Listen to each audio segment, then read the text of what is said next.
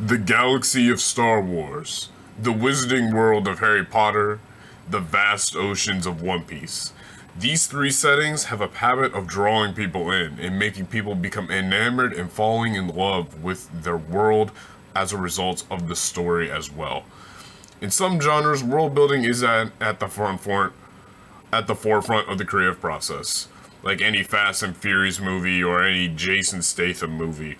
Those types of movies are set in modern day, and because we live in the modern day, we don't have to sit there and wonder about the world or have to really be told much about it at all.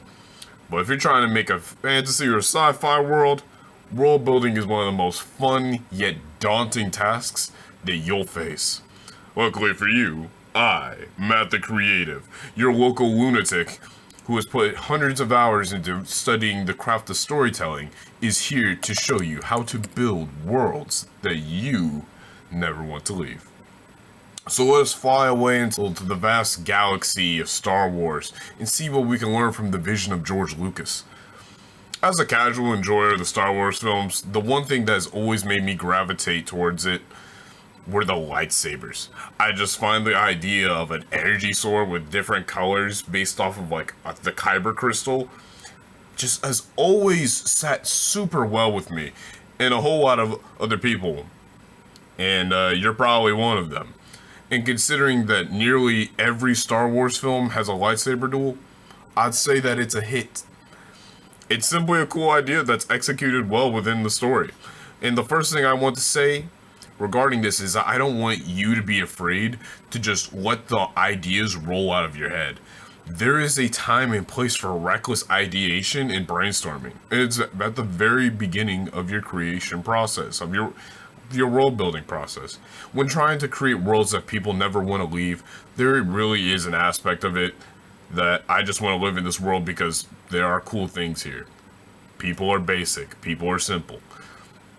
A world that I really like is the world of Pokemon. I grew up playing the Pokemon games. I've always wanted to be a trainer traveling around the world, enslaving these small yet powerful monsters, and one day using their powers to become the king of the world. People just gravitate towards different concepts, genres, and tropes. Find the ones that you like and write about them. Of course, if you get too reckless with your ideas, you might end up making something that has no market appeal. And while making money isn't the end all be all, let's not kid ourselves and say that we don't want money.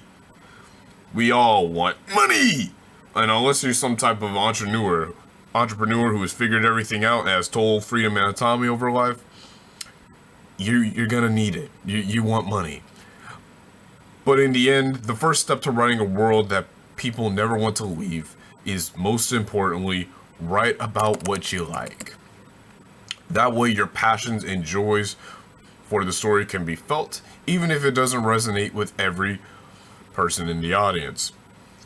Now we can move on to the wizarding world of Harry Potter and see what it can tell us about world building. A huge part of what makes the Harry Potter series so popular is its world building and the sense of discovery that we get within the books. Harry's experience of being some abused little magic kid into a magic child celebrity is one that draws us into the wizarding world. We feel so bad for the kid, and it is so cool to actually see him get some goodwill going in his way. It's really wholesome and fun.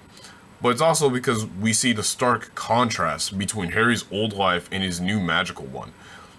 He was living in just some plain old suburbia, and it's a setting that's downright familiar and even dreary at times, because we're all familiar with it. Next thing you know, though, he's seeing goblins banking gold while going shopping for a wand of all things. It's a whole ass magic society that's just tucked away, hidden in sight, hidden away from those magicless muggles. And on a side note, I think that just the little details of your world can really, like the word muggles, can really bring a world to life. Bro, that's a whole ass slur that they use. You muggle. Forget calling somebody a nigga. Just call him a muggle. You worthless bitch ass muggle. You ain't got no type of magic. Ain't got no type of wand. Ain't got no type of... for power. Muggle!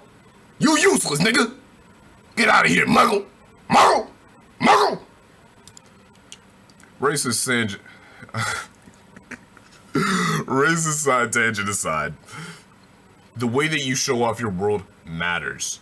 It's not enough to just have a cool ass world. Everybody can make one of those.